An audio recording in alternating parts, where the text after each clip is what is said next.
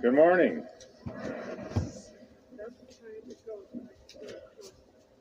That's good. Just bring it closer. That's good. Thank you very much for welcoming me and inviting me in the first place. This is such an exciting and joyous topic that I believe we will have a great, joyous and wonderful time going through the whole concept and the reality of angels. I don't know where you are with this subject. Some are way out here, some are way out there. And for me, it's been relatively new. But I believe I could honestly say opening myself or having my life open to the reality of angels has worked a big change in me. Big change. The way I think, the way I look, the way I feel. And it's really, truly a wonderful new dimension in my life. It's changed even my singing of Christmas carols. I never noticed before. You know, I know there's a lot of angel references in the Christmas carols, but one came through powerfully. It came upon a midnight clear, that glorious song of old, from angels bending near the earth to touch their harps of gold. And then here's their message. Peace on the earth, goodwill to all, from heaven's all-gracious King. The world in solemn stillness lay to hear the angels sing. Now here's the rest best. Still through the cloven skies they come, with peaceful wings unfurled, and still their heavenly music floats o'er all the weary world. Above its sad and lowly plains they bend on hovering wing, and ever o'er its Babel sounds the blessed angels sing. And you, beneath life's crushing load, whose forms are bending low, who toil along the climbing way with painful steps and slow, look now, for glad and golden hours come swiftly on the wing. Oh, rest beside the weary road, and hear the angels sing. For lo, the days are hastening on, by prophets seen of old, when with the ever-circling years shall come the time foretold, when peace shall over all the earth its ancient splendors fling, and the whole world send back the song which now the angels sing. Now, isn't that great? And you never realized it was that powerfully full of angels, did you? Well, I didn't. Peace, and their song is peace on earth, goodwill to all. I hope, like me, you'll never sing that song again the same.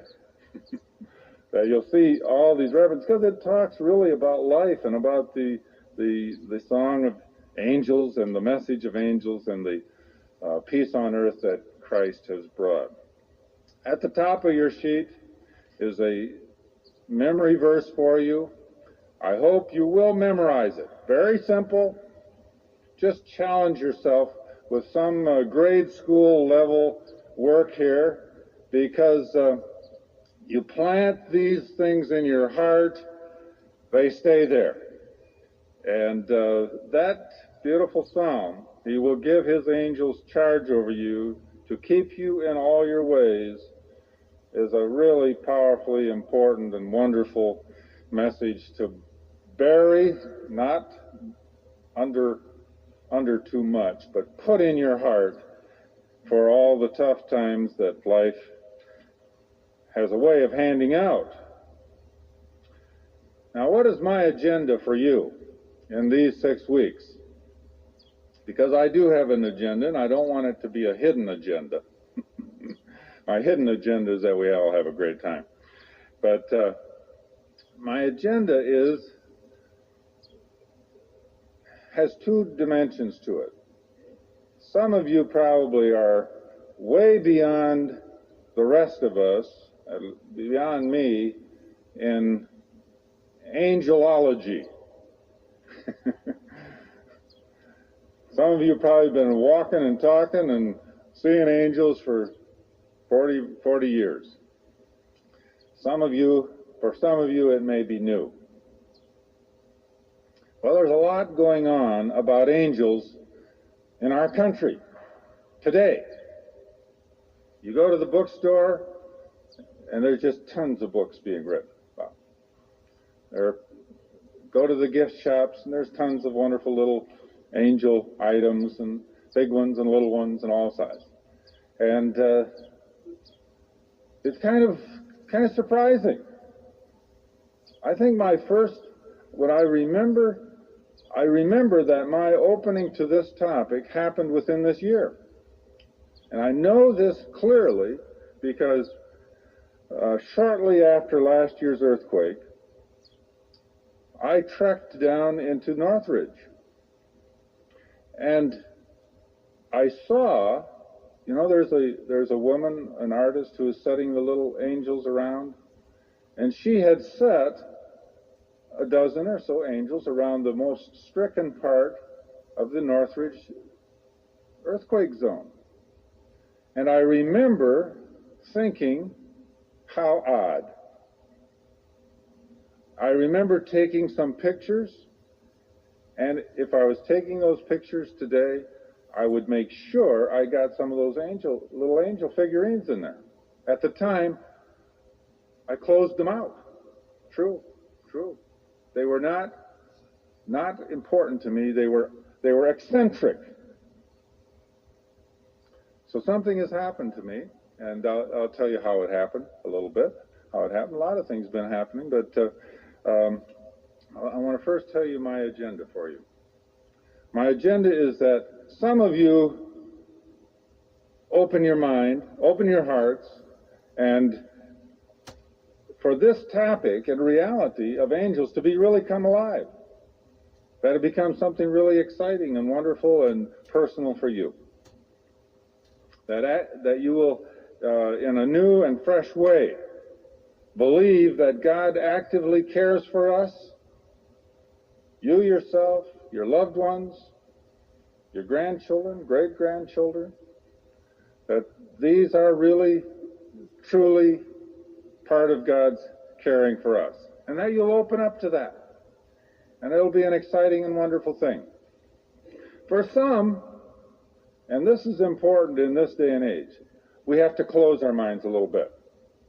Because everything that is being written and taught and shouted and about angels, I don't think is really something we should embrace. It's not all true. Some of it's far out.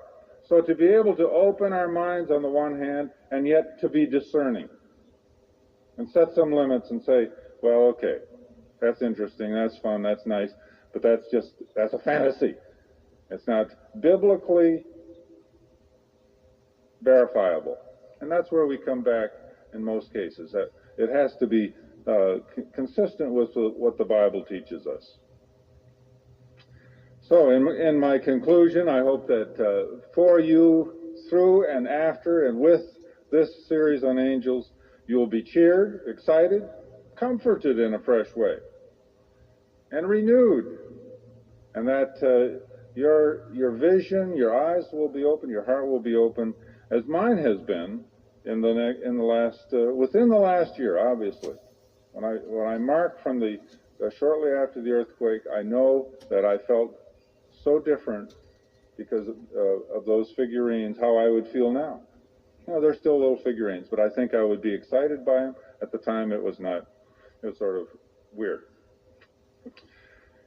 So that after this series, I hope that your minds will be open but discerning, and that you will be a person who prays more actively, that God will keep his angels close to you and your loved ones. I know that has become a part of my prayer life. And that you will specifically pray for certain loved ones, if not all of them, who in a unique way you want them to be cared for by God and his angels. He cares for us through his Spirit, but his angels are another part of his life. That you will be able to talk credibly and sensibly to your children and grandchildren about their guardian angels. That whole guardian angel thing is so exciting, so wonderful, so beautiful. And yet I think for a lot of us it's sort of been along with fairy tales. I hope that'll become solidly real and fresh and exciting. And that all of us will be able to separate angel reality from angel fantasy. That's my agenda for you. How did this come into my life? When I think back to that earthquake event, which is sort of a landmark event, I realize that something happened since then. Perhaps some of it was stirred up and cultivated and loosened up by the book Embraced by the Light. Now that book, again, we have to read with discernment. I think there's a lot of powerfully wonderful, warm reality in it. There's some that I think is that we would say is fantasy outside, but it started to resurrect something in me. But then we were with some family members up in Wyoming in February of last year, and one of my brothers-in-law, I never can get that right, a relative of ours, happened to share a story about a hiking trip he took. I wrote about this in the Crystal Cathedral today. And he said he was hiking by himself, and he had gone off in a way that he thought was a shortcut, and suddenly he realized that he couldn't, he was going to fall, and there was nothing he could do about it, and that he was going to die. And he began to fall, and as he fell, he realized that something was holding him. Something was taking care of him and lowering him to safety. And this is a very logical, rational man. This is not a man given to drugs or alcohol or fantasies. He is a physician, an orthopedic physician. You know, they're hard guys. They don't go off on funny trips. But he told us that story. And he did not use the word angel. Later on, I put that back in on it, and I talked to him, and I called him once, and he said, yeah, maybe that was it. That was the first thing, other than maybe the book of Embraced by the Light. Then I read a book. This book I brought with me. It was reviewed in the LA Times, and on the front cover, it told something very striking. It's by a man named Reynolds Price, A Whole New Life.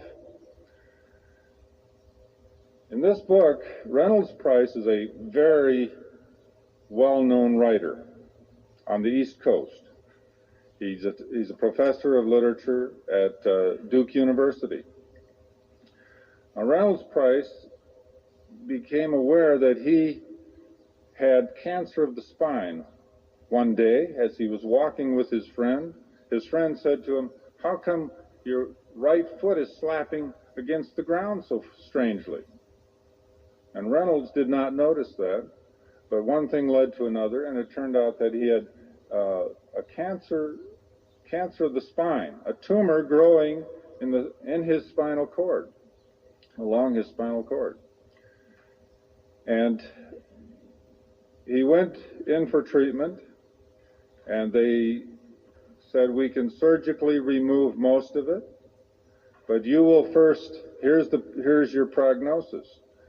First of all, you will lose your ability to walk, and then probably become totally paralyzed, and then you will die." Not a very positive outlook. Well, Reynolds Price decided he would go ahead with the surgery. And they successfully removed most of the tumor. And lo and behold, what the predictions that had been made were true. Pretty soon he could not walk anymore. And pretty soon the pain became unbearable. He said on a scale of 1 to 10, it was 18. And then something happened, and I would like to read that to you because this was another piece in my own pilgrimage.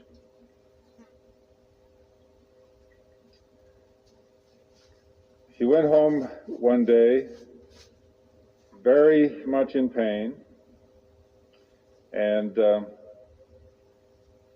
he was on his bed, and this was on July 3rd.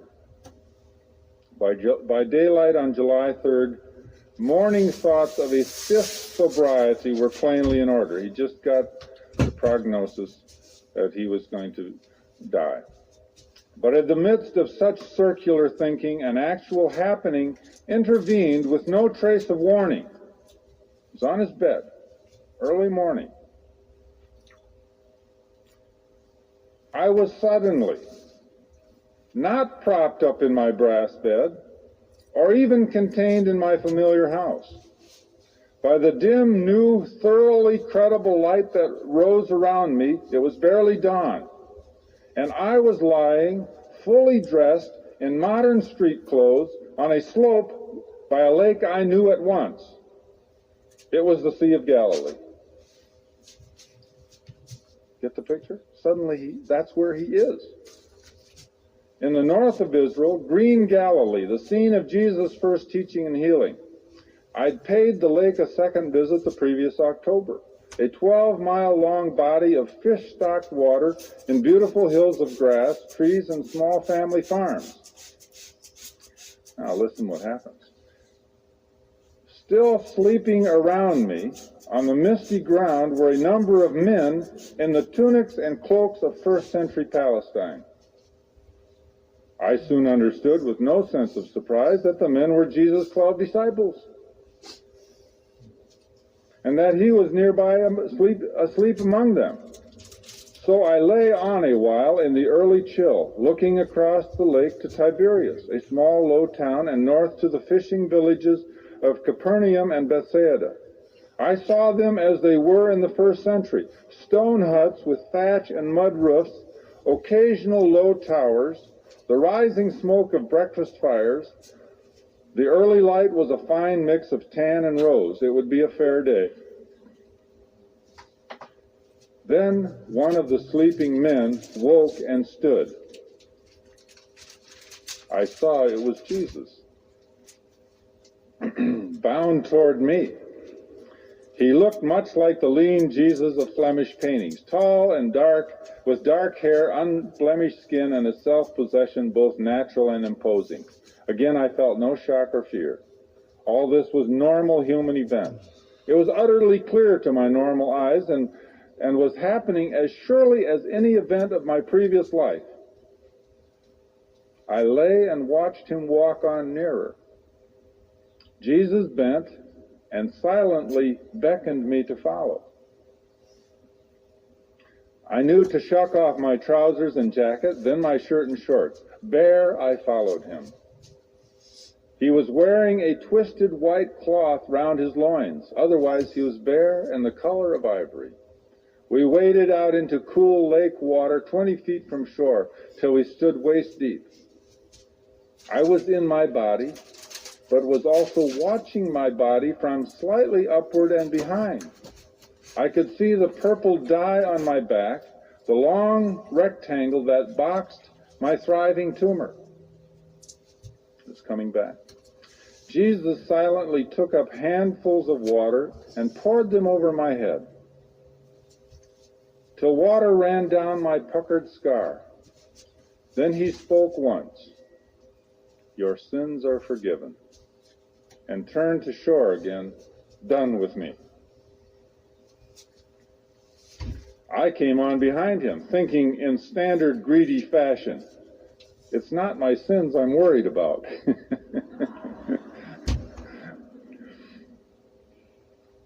So to Jesus receding back, I had the gall to say, am I also cured? He turned to face me, no sign of a smile, and finally said 2 words, that too. Then he climbed from the water, not looking round, really done with me.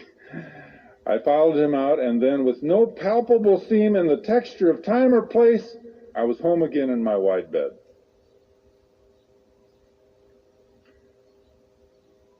Was it a dream? Was it a vision? He says it wasn't. He says it was neither a dream nor a vision. It was something else. Something else. I don't know what you call it. I don't know what to call it. What he doesn't end up calling it anything other than it happened to him. Now, there's one other thing in here that I'd like to share with you that happened to him a little later. Well, it happened often. In this book I'm reading, well, I guess it was last spring, and it's kind of all, I think, God working all these things together. See? This friend, this relative telling me his story, and different things going on.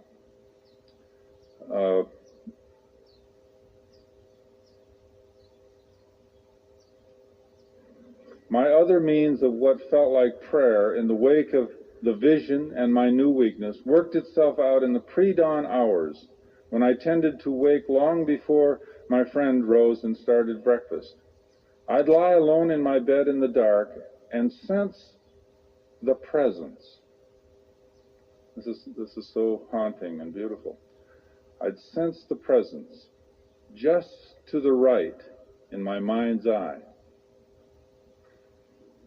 Just to the right of and it was like a patient listener behind a screen. The screen seemed made of translucent cloth, and the slight glow behind it vaguely outlined the profile of a head and shoulders. I never asked who it was from the gallery of possible hearers, and I kept my eyes from ever looking toward the shape head on. I just sensed it. It, he, she, or whatever, never spoke a sound, but only heard me out as I worked at discovering my minimal needs and feasible hopes. I never asked it point blank for answers. Not yet anyhow. Not yet anyhow. Its reliable presence seemed only to say that I had somehow to build my life on radical uncertainty, knowing only that I was heard by something more than the loyal but powerless humans near me.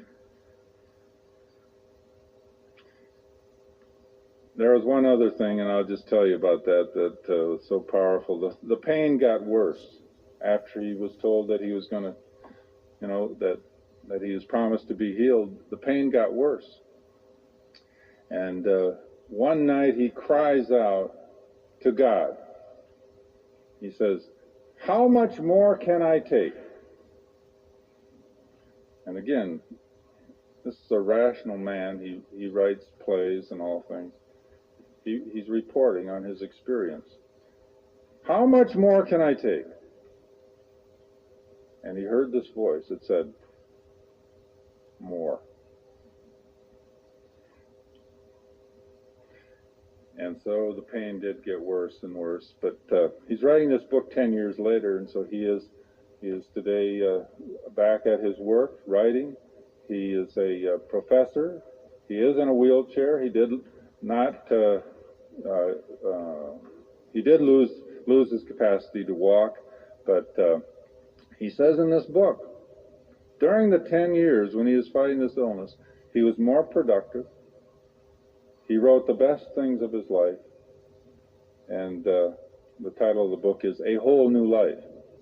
So this had a profound influence on me, and part of what I think God was doing to open me up to this wonderful concept of angels.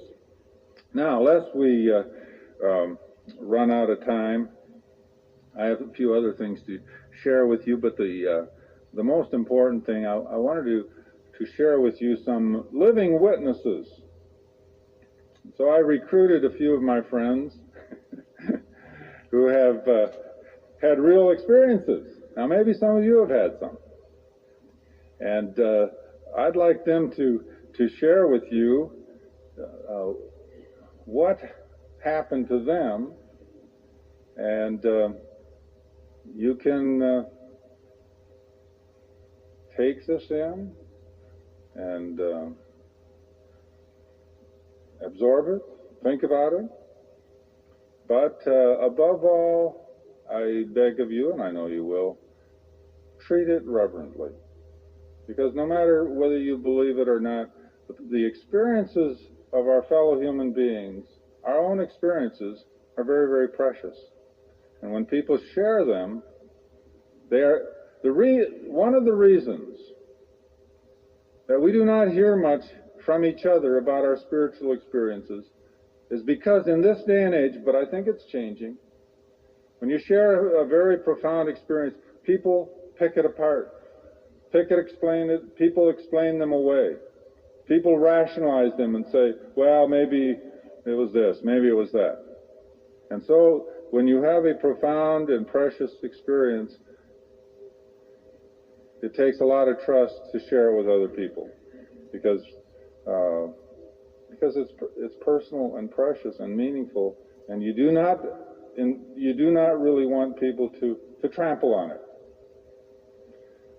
So I'd like to, I've invited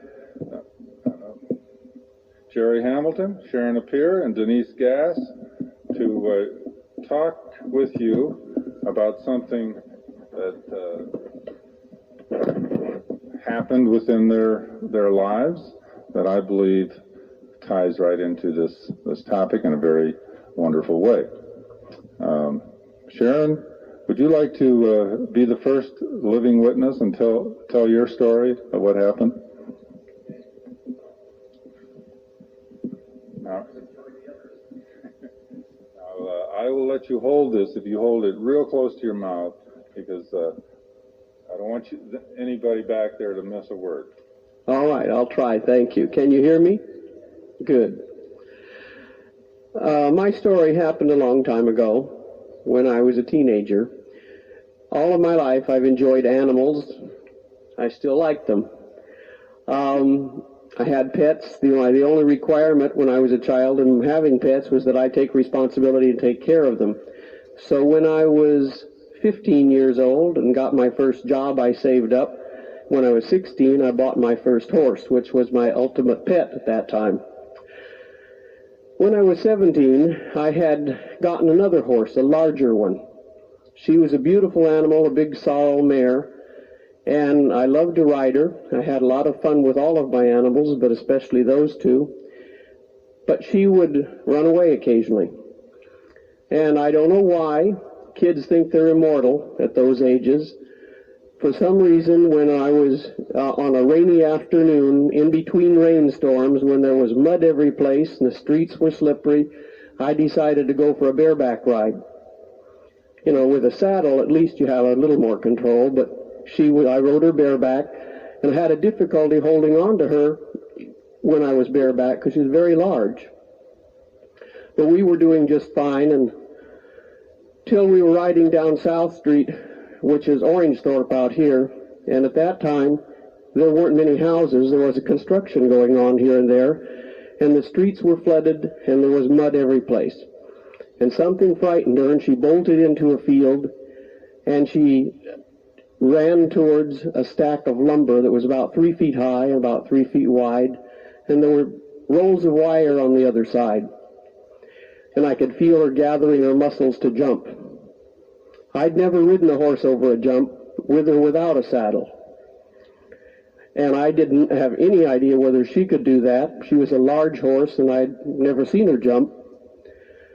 At that time, it sounds like a good time for an angel's intervention, but if one intervened, I was too busy holding on to notice.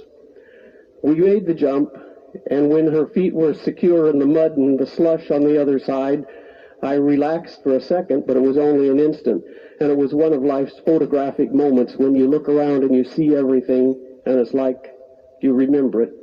Two men were on a sign hanging a billboard not far away, and they waved and yelled and thumbs up, and people honked, and that probably caused her to jump again into the stream of traffic, which was going at about 25 or 30 miles an hour.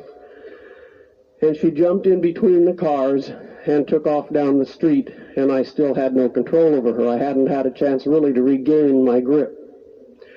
I felt like a ping-pong ball in a whirlwind. I was out of control, and she was running, and the cars were right in back of her and right in front of her. And everybody was waving and yelling, thought I did it on purpose. The only thing that I had time for was, God help me. And suddenly it was like time stood still. It felt like a large hand lifted her, and I felt hands on both of my shoulders, and for a moment I was pushed down onto her, and she was held there, and I got a grip of her, and when we were released, she was still running away, but I was in control of her. I kicked her up faster so that she lost her feeling of control, and in a moment or two she responded to the reins, and I was able to guide her out of the traffic and stop. Did I tell my parents when I got home? No, not for a while. But when I did tell my mother later, she wasn't angry, she wasn't amazed or afraid. She always knew that I had special protection. She prayed about that. Thank you. Thank you very much, Sharon.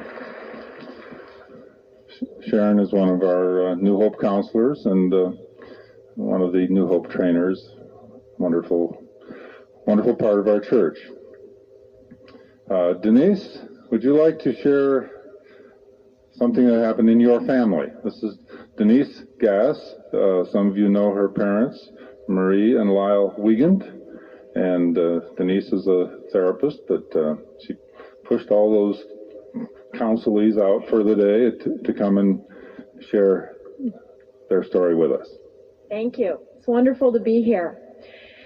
This experience did not happen to me directly, but happened to my son, so has touched me forever.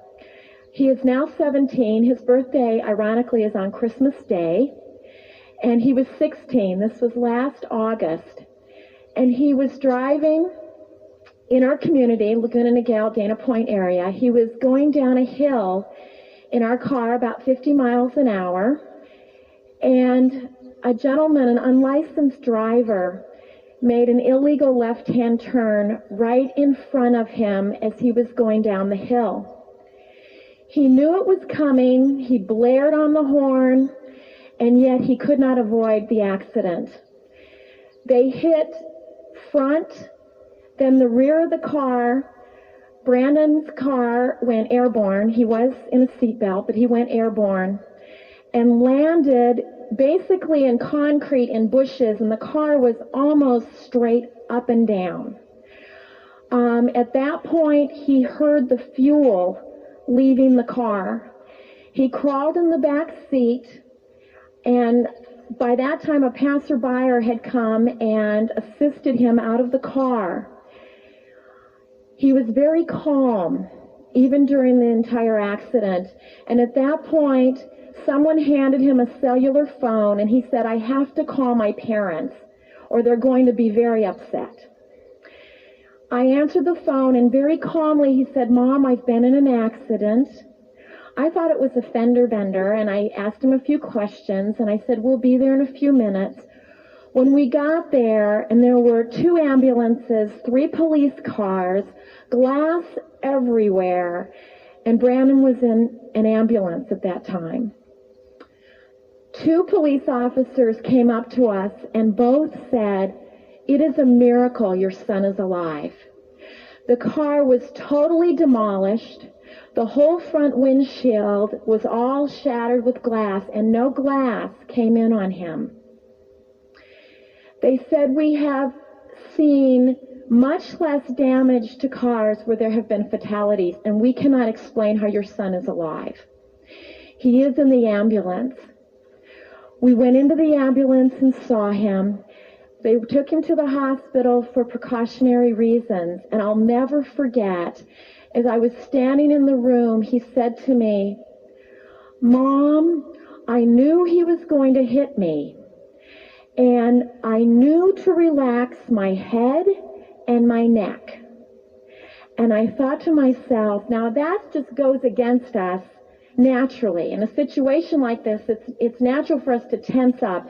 He knew to relax his head and his neck. I believe he was told to do that. Not only that, but then he said to me, I had a peace, Mom. I knew I was going to survive. And he used the word peace. I knew I was going to survive even before he hit me. At that point, he started to cry. And he said, I'm okay. I'm really okay. He had a slight scratch on his leg that they put a Band-Aid on. And we took him home, and the next morning we called our pastor, and I said, it's so important that we have a praise service. And we got together with our family and his best friend and his family, and we prayed in a circle, giving thanks to the Lord and the Lord's angels for sparing Brandon. Not only that, but our son, I want to share this because this was later. Our son is an active member of the group, the Young Americans, that sing and dance and travel around the country. I know they've been here at the cathedral from time to time. And this is his passion. This is his love. The accident occurred about a month before he was to leave on a 7-week tour to the East Coast. And so we had him going to a chiropractor about 3-4 times a week to work on some problems with his back for a period of time for the spasms in his back. And he went on tour. And when he got back, he said a highlight of our trip was on Veterans Day. We stood on the steps of the Lincoln Memorial at sunset. And we sang the song, Take My Hand, Lord. And he said people stood in silence and started to walk over to us. And I thought later, thank you, Lord, for taking his hand and the angels taking his hand, Lord. Thank you. Thank you. Thank you, Denise. That was wonderful. So there's another kind of angelic appearance, and giving him peace and assurance and helping him to prepare for the crash, and saved his life. Jerry Hamilton, many of you know Jerry Hamilton, and she has a wonderful story to tell also. She's also a good housewife, I think. She can't leave scraps of paper laying on the floor. Good morning, everybody. It is a pleasure to be here, and I appreciate Jim asking me to share this. I've never shared it until last fall when we were taking the angel class. In fact, I never thought about an angel in this story before until we shared different things in the angel class. It was about, I want to say 11 years ago. I might be off a year or so.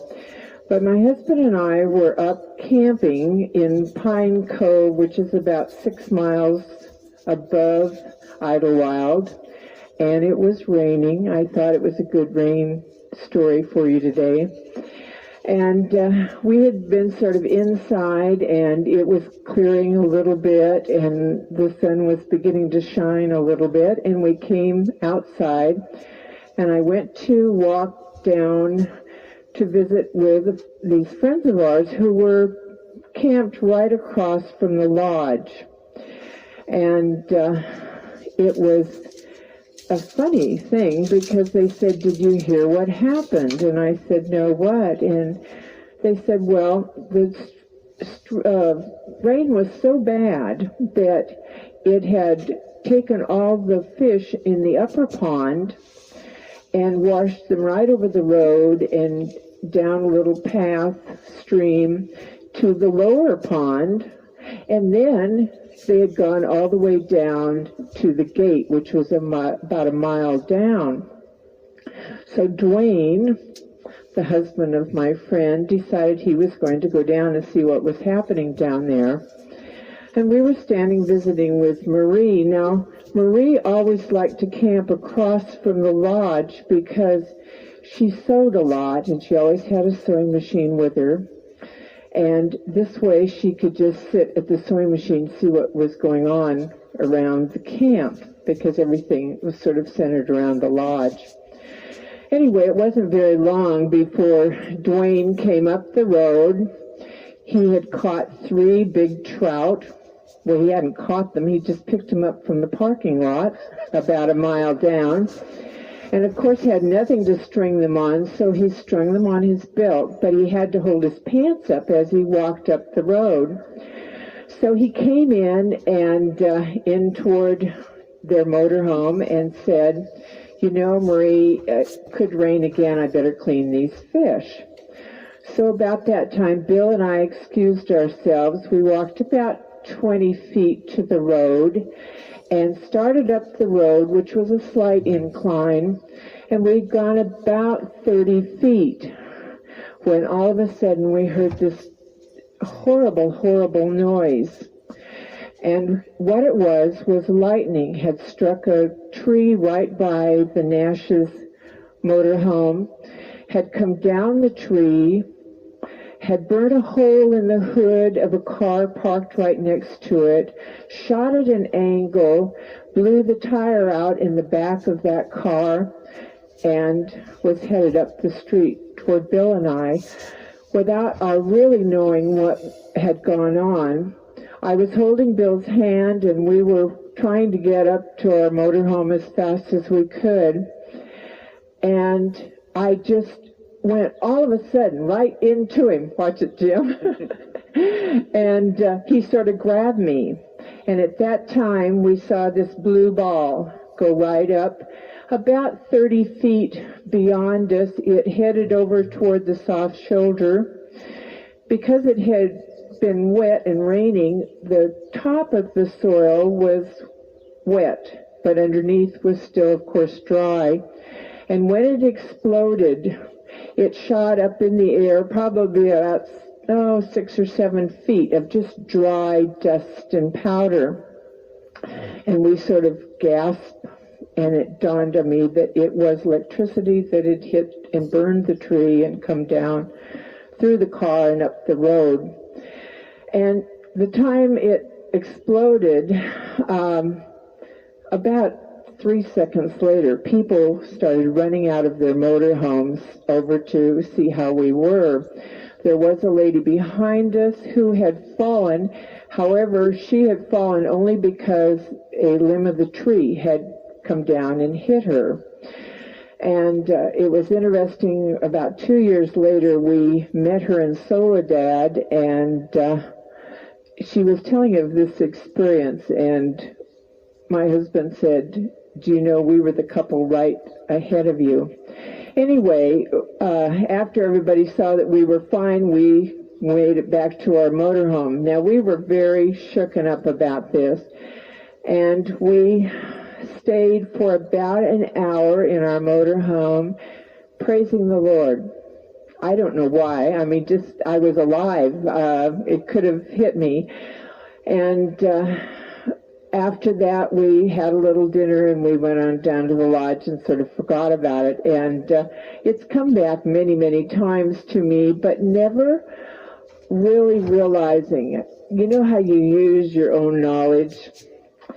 I thought this ball of lightning had power so that it pushed me into Bill. I went for like 10 years thinking this, realizing that had it been coming behind me, it probably would push me forward, not to the side.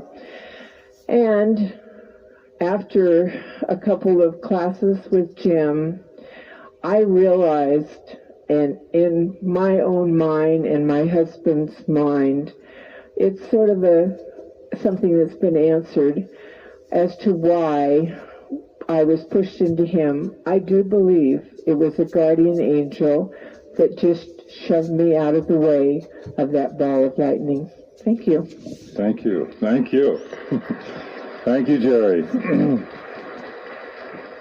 Well, there you have it. Now, you may start reassessing some of the things that have happened to you. With Sharon, it's angelic hands pulling her down back, or the horse up, saving her life. With Denise, it was with her son, just a strong sense of you're going to be all right, so that he could relax, and saved his life, because if you aren't, you don't, and probably saved him in more ways than that. And with Jerry, an angelic shove. You know, that's what it amounts to. And if you read the stories that are in the books, they are so exciting because so many of them are exactly like these. You can go to the bookstore and get these books and you will read stories exactly like these. That a shove, a nudge, an insight, a warning, running into something that wasn't there, life-saving events that people don't think about until maybe later, and they start wondering about what's really going on in this world. I think in the process of this whole talking and thinking, I thought back in my own life, did anything ever happen to me that fits into that category? And I recalled one time, as an adult, it was Sunday night.